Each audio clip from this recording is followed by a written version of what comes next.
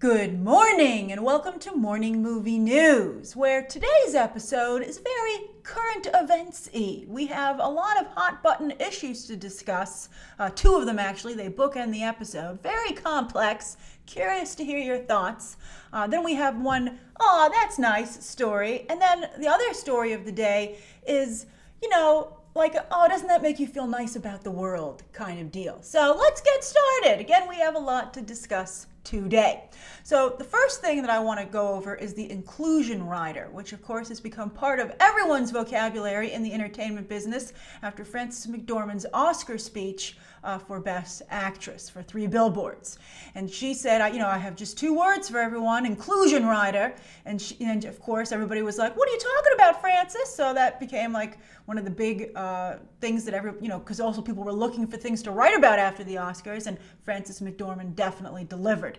She very savvily played into how the media covers events. And she also said, I've been working in the business for quite some time, and I only just heard of an inclusion rider recently, and I think that it should be something that everybody knows about, and now everybody does. Now, it seemed at first that everybody was like, oh, that's interesting, Frances, and then just moved on, okay? But it is indeed starting to get some momentum. Michael B. Jordan was the first to say that he would include it in all of his own projects and things that he produces. Then Matt Damon and Ben Affleck picked it up for their production company. Paul Feig did the same. And now William Morris Endeavor, the talent agency, Ari Emanuel, his brother Rahm Emanuel, of course, famously worked with the Obamas. But he has said that not only will they suggest that all their top clients ask for it in their contracts, but when William Morris Endeavor packages projects themselves or produces outright projects, they're going to have the inclusion rider as part of that deal. Now, what is an inclusion rider? So basically it demands, the company that signs it becomes contractually obligated, the production company and the studio, to have representation reflecting the population. So they're going to go off of what the actual percentages of these groups are in the population, and it needs to be reflected in the production, both with secondary non-vital roles like extras as well, but then also crew behind the camera, and it focuses on gender, ethnicity, sexuality, and people with disabilities. Now, in the comments section on one of the articles discussing this in the trades, someone brought up a really good point that I saw. It's interesting, the comment sections in the trades are overwhelmingly conservative, even though most people in the industry are overwhelmingly liberal. So there's a little bit of a blowback, but and it becomes very contentious very quickly in those comment sections. But someone did this time have a really good point. And they said that 2 of Hollywood's biggest discriminations are not accounted for in the inclusion rider, and that's age and also political viewpoint. I thought that was very interesting because based on the last presidential election, it's about a 50-50 split, or like 45-55. So based on the inclusion rider, those political viewpoints should be presented to some degree, right? And so I thought that was something, Hollywood works very hard to be inclusive. This is called the inclusion rider, but they're so tone deaf sometimes to the very large groups that they do continue to discriminate against and not feel bad about. Hollywood really does pick and choose what it's going to care about, right? Also, I think, what about the location of the story? You can't turn every location for a movie into a coastal city in the United States, or basically like a CW or a Disney Channel show. Now, that works for those entities because they're supposed to be these idealized worlds, right? But they also have a very distinct feel to them, and they never really feel that real, right? And so I think that would defeat some of the tone that movies try to go for. So I would say, well, where my story takes place, can you do representation based, does it have to be based on the national makeup or the demographic makeup of where the story takes place? That would be very interesting to me. I do think you should accurately reflect the place where your story your story is set.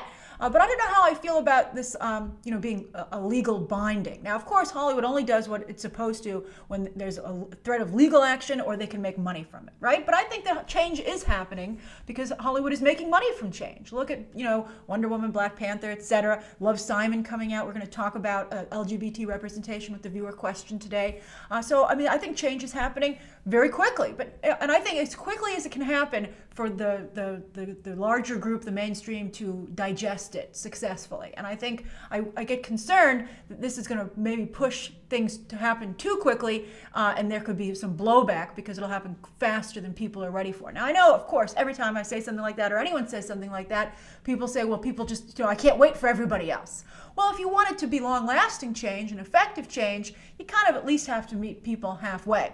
I think that it would be better, particularly for behind-the-camera talent, to have education, training, and internships that tries to have diverse students to create talented professionals. Because look at what happened with inclusion in Deadpool 2, and that they hired an African-American professional motorcyclist who raced motorcycles, but she had no professional stunt training, and she tragically died as a result because the production was so scared to have a white motorcycle stunt person subbing in for an African-American actress, Zazie Beetz. And I can understand the difficult situation that the production found itself in, but nobody should die over making a movie. And I just think that real organic change from the ground up is stronger and longer lasting than forced immediate change. And again, as I said, change is happening, and I think that it's change, especially this widespread and this deep, is very tricky to pull off. We're doing it, so I get worried about some people who are a little bit too impatient ruining all the work that has been accomplished so far. I mean, I don't know if you could totally ruin it, and also there are some groups out there just waiting for a mistake, and I don't want to give them anything to latch on to. So I'm curious what you think of the Inclusion Rider, both as an audience member, and also if you do or if you did work within the industry, how you would feel about it. And what if you think, Inclusion Riders are starting out in Hollywood, what if they start going over into other businesses as well? All right, so next up, for the second story, I want to point out that, for instance, Jordan Peele has done a lot for diversity in front of and behind the camera, and his empire continues to grow. Remember what it looked like he was the part of the Key and Peele duo that wasn't going to make it? Like, everyone felt bad for him. They're like, wow, Key and Michael Key's career sure has taken off. Poor Peele. But wow, he made up for lost time. He was just like, he had like a secret weapon, get out. He was like, wait for it, I'm hanging back as I work on this.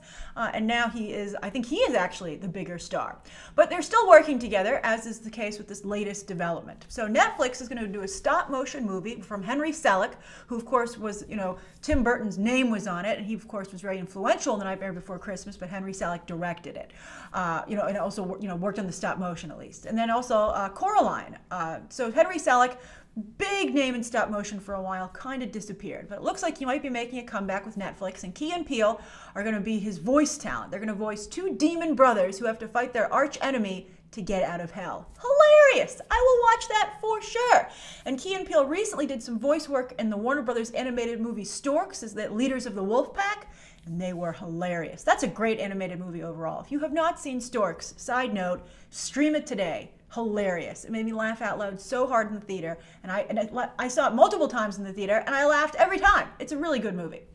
All right, so Peele is also working on the script with Selick, and then also Clay McLeod Chapman, author of children's books, comics, and some small films and short films that no one's ever heard of.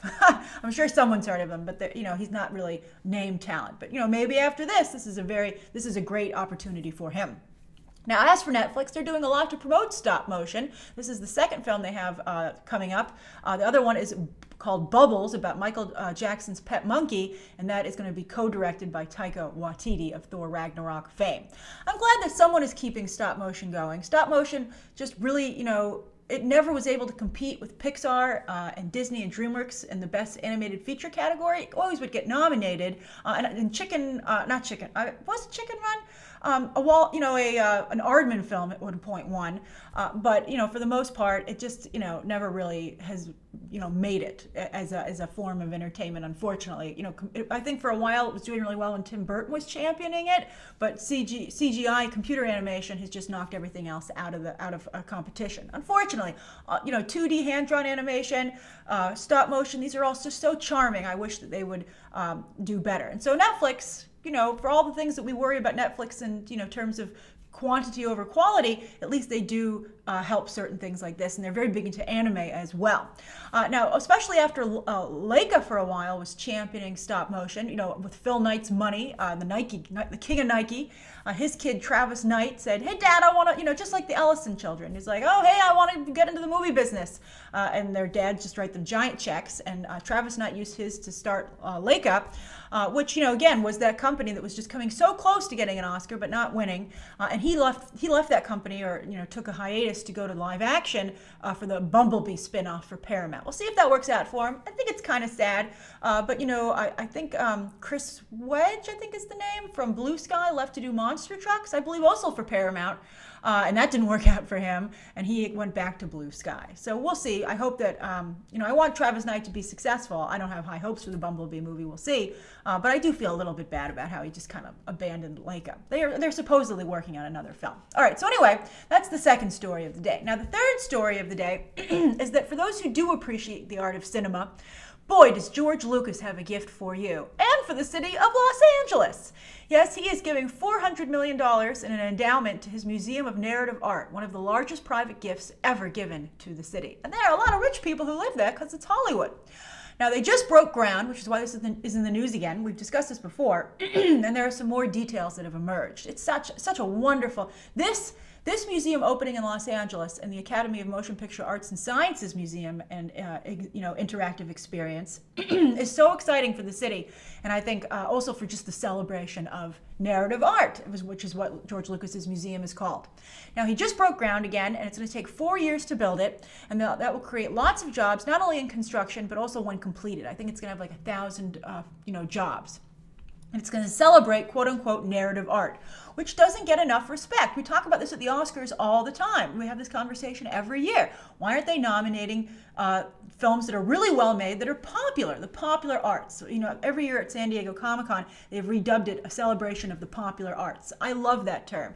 And I'm so happy to see it's going to be, celebrated all year round at George Lucas's new museum. Now, he's using his own Star Wars memorabilia as a permanent exhibit to be the big draw. But there will also be multiple rotating exhibits for as he's also calling them, the orphaned arts, including illustrations for children's books, a nice Norman Rockwell exhibit, etc. And I'm sure exhibits on other films. Like, who would love to see a Blade Runner and Blade Runner 2049 exhibit, right? And there will also be daily screenings. I'm sure they'll have a lovely cafeteria. It's going to be great. The building itself is stunning. It's from Chinese architect Ma Yan-song.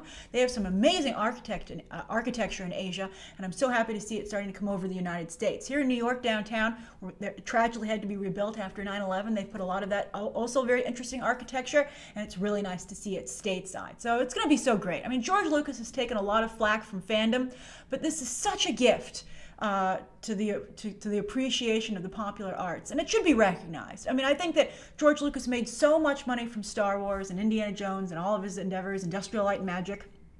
I think it's just wonderful that he's paying it back. Sorry, very dry air today. All right, so the viewer question is actually stems out of a Twitter conversation I had with Belladonna1363 yesterday about Love, Simon. And it was so interesting, and I had a further development as I thought about it, over the course of the day yesterday, that I wanted to bring all of you in on the discussion. So Belladonna1363 is a longtime BTT viewer, and yesterday tweeted me about Love, Simon having some blowback from the LGBT community because the straight actor is playing the lead, just as straight actors play the leads in Call Me By Your Name. And Belladonna1363 thought that was unfortunate and not fair to gay actors, especially with Wonder Woman and Black Panther creating such wonderful representation for Black actors and actresses. Now, I first pointed out in my discussion with Belladonna1363 that Black actors can only play one ethnicity and female actresses can only play one gender, whereas LGBT actors can play straight characters. So they find themselves, and I think, in a unique situation, but also one that I think is they have a little bit more opportunity, right? So because they can, ideally as actors play any role, gay or straight. But then Belladonna1363 said, well, does that mean that we have to take what we can get? And I got a little more context, and it turns out that this individual is an aspiring actor who wants to tell gay stories as a gay actor. And my advice to them was that if you want to do that, because there aren't a plethora of LGBT roles out there, especially for non-name talent, you need to become a writer, director, producer as well. But it's difficult, but it can be done. And that's how a lot of careers actually are jump-started. But also, the LGBT community, I think we have to point out here, does enjoy huge success in Hollywood. Really very, very successful. So I think take what we can get is a little bit of an overly pessimistic, but I can understand it's also an emotional response. Now, I also, Belladonna really was, feelings were very hurt, so I thought about it some more, and so I wanted to give some more context to the conversation. So what I came up with is that when you think about it, openly gay actors have a harder time playing straight, unfortunately. That's the world that we live in right now. For instance, Sean Hayes, after his run on Will and Grace, he was in a musical adaptation of The Apartment on Broadway. I actually saw that adaptation. He was fabulous in it, and he was playing the Jack Lemmon role. And so, he was playing a straight guy who was involved, who had a crush on the Shirley MacLaine role, right? And I thought he was very convincing. I thought he was great. He did a really fabulous job. But at the time, I forget the name of the reporter. It was an entertainment reporter who was trying to make a name for himself. And he was also, by the way, a member of the LGBT community. And he called out Sean Hayes and said, "I'm sorry, I just can never believe Sean Hayes is a straight character. I just can't do it." And it really hurt the play. And Sean Hayes was not offered any more straight roles after that. And again, I thought it was really horrible because he did do such a great job. So, as a result, with stories like that, actors downplay or hide their sexuality. For instance, Luke Evans was very out and proud when he came to Hollywood at first, but you'll notice that he does not do that anymore. With Professor Marston and the Wonder Woman that he starred in, which had an LGBT angle to it, he didn't discuss his sexuality there. Beauty and the Beast, where he played Gaston, ton of discussion about Josh Gad playing a gay role as LeFou. No comment about Luke Evans' sexuality.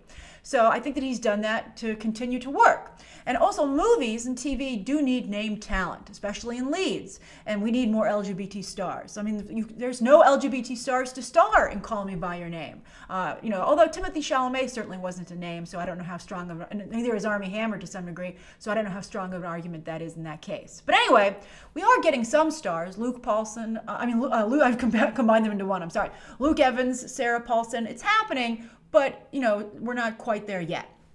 Now, also, Love, Simon is a beautiful movie, and it has a beautiful performance by Nick Robinson, who, by the way, his brother came out while he was filming, and I think that this is a wonderful gift to his brother that he gave him. I think it's a huge step forward for LGBT mainstream representation in mainstream entertainment, and I hate to see it not get its full support. Also, again, Greg Berlanti, the director, is gay, and also one of the actors who portrays another student at school from the Flash show, actually, which Greg Berlanti also makes, recently came out as bisexual. So the representation is there, just not in the lead. However, this Sunday, the same weekend that Love, Simon opens, Instinct premieres on CBS Sunday night. It is the first network drama to ever feature a gay lead. Isn't that amazing? Played by Alan Cumming. Now, we'll talk about Alan Cumming in a moment. He is openly gay. So that's exactly what you were looking for, Belladonna, 1363. So it's based on a James Patterson series. James Patterson, the very prolific crime thriller writer. He actually usually works with another writer. He's so prolific at this point. And so this is one of the series that he recently developed, also Alex Cross, etc. This is the difference here, though, that the hook here is that the protagonist also happens to be gay. He's a former CIA operative turned author and professor who helps the NYPD solve cases, because the first case that he helps with is based on the book that he wrote, and it's one of those procedural shows. But I looked up reviews of the book, and I thought it was fascinating that not one of them mentioned his sexuality, and that's great to see that his sexuality isn't his defining characteristic. It just happens to be part of who he is. And Alan Cumming, again, is openly gay. I think it hurt him a little bit in his movie career. For instance, the most recent role he had was in Battle of the Sexes as the fashion designer for Emma Stone's tennis team, and he was playing a gay character there. But he is a name still on Broadway and in television, thanks to The Good Wife, where he was a series regular. And so, he was patient, he kept working, and now he has this huge opportunity. I hope it works out. And creator Michael Rauch wrote a fabulous piece in The Hollywood Reporter yesterday about why he decided to make the show and why it's important. And I'll put a link down below to that in the video description. So that's two very different properties. You know, you have one is a movie with a straight lead playing a gay character, and then the other is a gay actor playing a gay lead on a network drama. But I think that both are wonderful pieces of entertainment and for representation of the LGBT community. And I hope that you check out both this weekend. And I think it's great to see any group transcending stereotypes, and that's exactly what both Love, Simon and I believe Instinct do. So I'm very curious to hear your thoughts on these two properties, and also how you feel about LGBT representation in Hollywood, and whether or not LGBT actors have to play LGBT characters. You know, basically, just to reiterate that, if only LGBT actors can play LGBT characters, does that mean therefore they can't play straight characters once you start putting those restrictions on them and roles? It's a complex situation, but I think it's turning out great. So I think, you know, there's nothing to complain about. You know, change is happening. And I think very quickly, maybe not quickly enough for some of you, but you know, you don't want to, it's a beautiful thing. It's taken so long and we're finally getting some momentum. Don't get over eager, I feel, and to some degree upset the apple cart. So what do you think? Write your thoughts down below. Again, as I said, this is a doozy of an episode. So I look forward to hearing your thoughts, and you can check out some more episodes right now.